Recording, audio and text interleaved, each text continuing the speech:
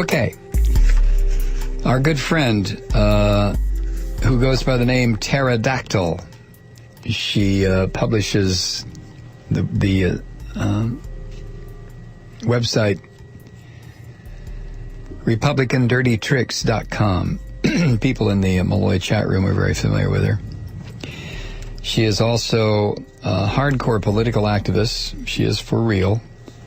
And a stand-up comedian in New York. She lives in one of the boroughs in New York City.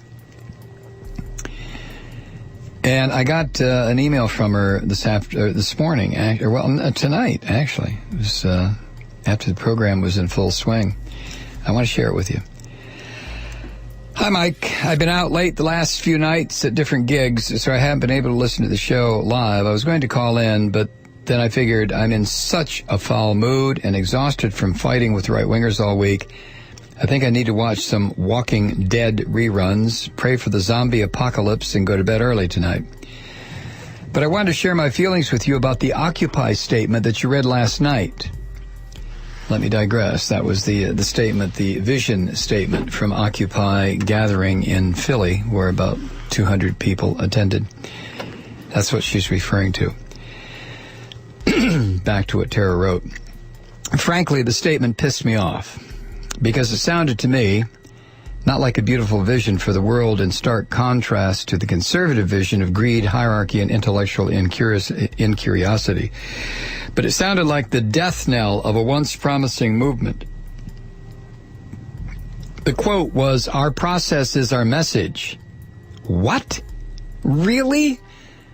I know that was probably meant to be a radical, bold, daring attempt at a fundamental shift in consciousness about how we organize our society, but it sounded more like a gift to the elites who are giggling with delight by the way Occupy just solidified itself as a fringe movement. Creating a so-called vision statement that is so incredibly broad and all-encompassing is nothing but wasted time and energy.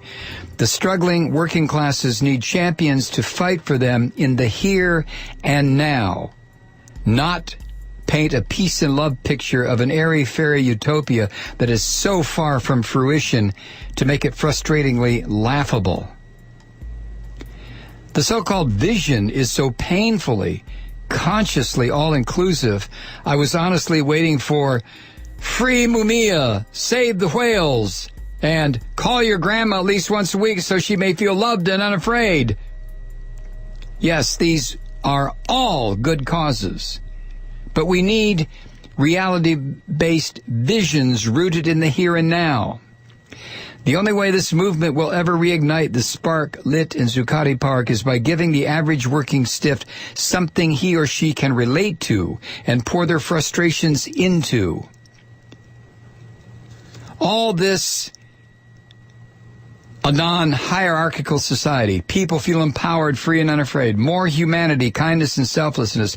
All of this are wonderful concepts, but they don't resonate with the struggling single parent who's barely keeping a roof over her head. I can see it now. Humanity and kindness, how wonderful. Can you please leave me alone now? I'm trying to get to my third uniquely American low-paying job before I get fired for being late. Hey, lady, don't you get it? Our process is our message. A real empowering vision would be something all people, including the dupes who think they're Republicans, can rally round. Here's one. Simply, the middle class restored to economic vibrancy. They want a process? Here you go. Simply, get money out of politics. It is frustratingly sophomoric, feckless, and immature to think that every single issue and need has to be addressed right here and now, or someone might feel disempowered and afraid. The elites were really nervous about Occupy, with good reason.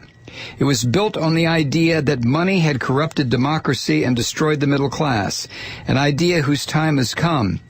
Now that idea has been lost in a sea of feelings and diluted by every issue that could all be addressed by simply taking care of the original issue. The working class, even those who've been propagandized to think their interests and the interests of billionaires are one and the same. The working class all know that money is the rot in our system. Everything, from a so-called non-hierarchical society to people feeling empowered, free and unafraid, all of this could be addressed once the fundamental rot is eradicated. Here's a quote from an article about the Philadelphia gathering.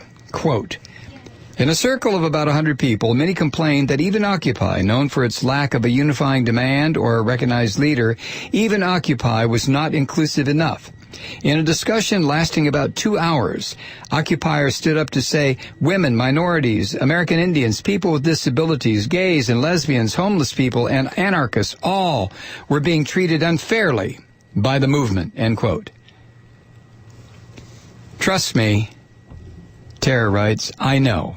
I've been to Occupy working groups, general assemblies, and participated in numerous actions here in New York City, and there's a feeling that everyone's feelings should always be given the utmost priority. For instance, I was at a group where people discussed that neighbors were upset about drumming late into the night. There was much discussion about how to tell the drummers to cool it after 10 p.m. After all, no one wanted to hurt the drummers' feelings because they were already feeling bad that people wanted them at the marches, but not outside someone's apartment late into the night. And that wasn't fair. After all, they really liked drumming, and they were vital at the rallies. There's also discussion about respecting diversity of tactics, which is code for the anarchists who, if you ask me, are more sophomoric tools playing right into the hands of the elites and don't deserve to be respected. I mean, what the hell? Is this a political movement for change? Real, actual change that might really, actually help fix a broken system?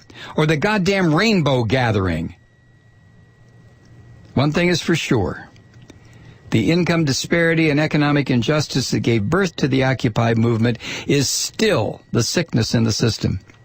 Whether Occupy is the remedy or just a footnote on the path to real revolution is yet to be seen. But with these impotent tactics, I fear the latter. Thanks for letting me share. I had to get that off my chest. Now I have to rest and dream of the revolution and living in a land where the government works for all. Your friend, Tara. We'll be back after the break. Stay with us, please. I'm Mike Malloy.